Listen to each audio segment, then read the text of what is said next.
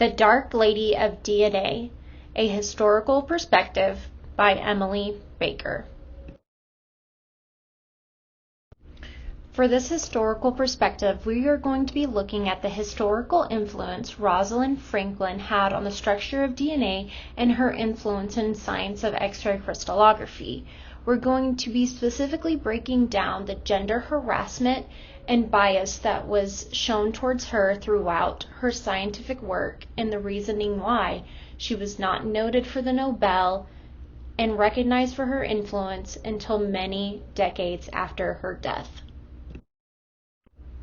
Now, Rosalind Franklin was one of the most influential contributors to the understanding of the form and function of the DNA as a double helix. The importance of Franklin's work, however, was not valued until after her untimely death. Franklin and her student, R.J. Gosling, published 5 papers together. These papers ventured to discuss the importance of crystallography in relation to the structure of DNA. The importance of her discoveries are now acknowledged, but what I want to discuss here is the negative stereotypes surrounding women in science during this time and how Rosalind Franklin is an excellent case study in gender harassment. Gender harassment can be defined as disrespecting, demeaning, and depreciating women and their work, their abilities, and accomplishments simply because they're women. During the 1950s, Franklin was one of the very few women doing world-class research. As an expert in X-ray crystallography, Franklin led the team that created the famous Photo 51, which revealed the helical structure of DNA. What is interesting to note is that while at King's College in the 1950s, her relationship with Maurice Wilkins, her partner during this discovery, began to decay, which unfortunately led to Watson, Crick, and Wilkins being the recipients of the Nobel Prize in 1962. How did this happen, you may ask? Well, let's listen to this quote from Watson that he wrote in his published work, The Double Helix. "There was never lipstick to contrast with her straight black hair, while at the age of 31 her dresses showed all the imagination of English blue stocking adolescents." He writes, though neglecting to critique his male colleagues' cosmetic or sartorial choices.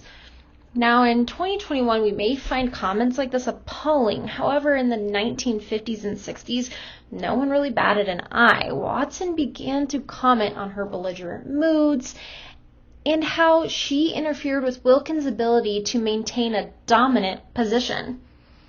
In the 1993 book, Nobel Prize Women in Science, Crick was quoted as saying, "I'm afraid we always used to adopt, let's say, a patronizing attitude towards her." There are a few important things to note as to why the portrayal of Rosalind Franklin was one of a temperament woman rather than a scientific mastermind during this time. Society went wrong in a couple ways. First was the allowance for Watson to write such crude and demeaning comments towards Franklin in his published work, The Double Helix. Another was that Wilkins was constantly characterized as the superior, which in honesty was completely wrong. This is a quote from a book about Rosalind's life. Rosalind's responsibility for this approach made use of X-ray diffraction methods, and this technique, which she commanded, that Wilkins at the time did not.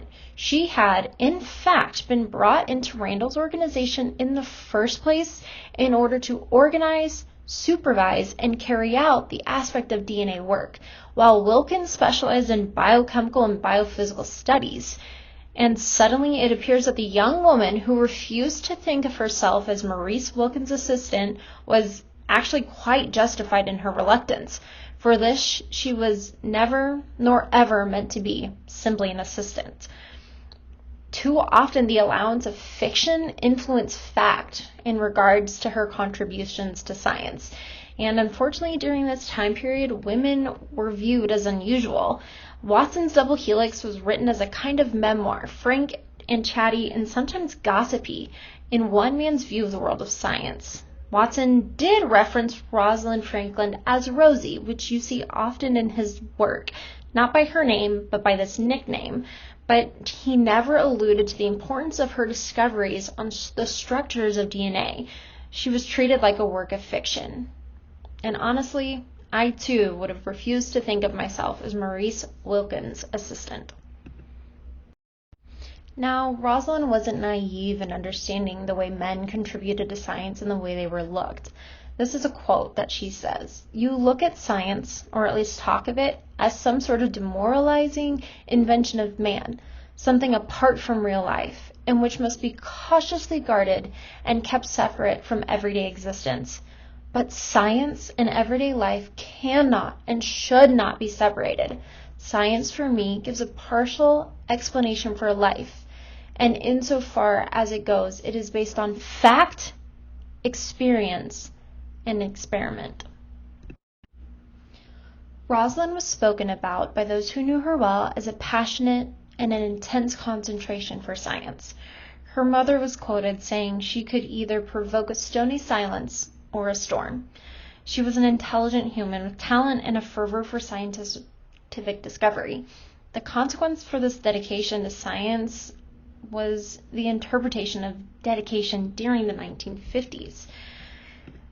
Dedication in a man suggests a priest-like quality, a willingness selflessly to serve that which is greater than oneself. And if this service demands sacrifice, then that can be taken without further examination, not only as respectable, but as noble. Men's dedication was looked as an act of nobility rather than a sacrifice. And for women, dedication may be necessary, but it was looked at as being quite unnatural. There was an understanding that women during this time were chosen to marry. A woman who, for example, chooses not to marry is rarely thought of as having chosen so much as having failed.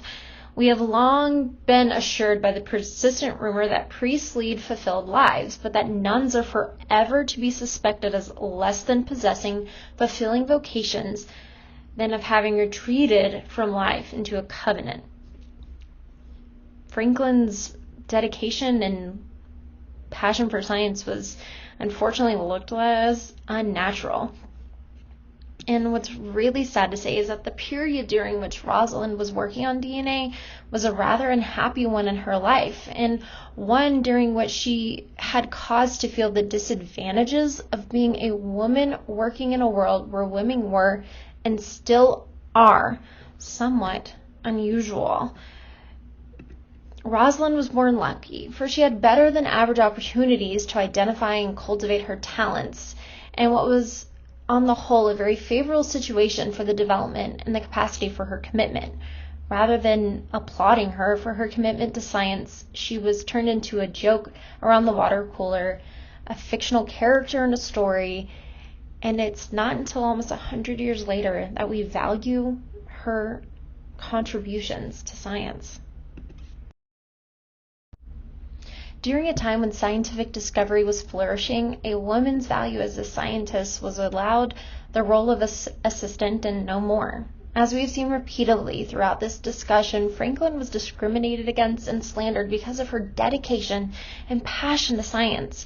Franklin was unapologetically devoted to her pursuit and did not allow the ego of men to stop her.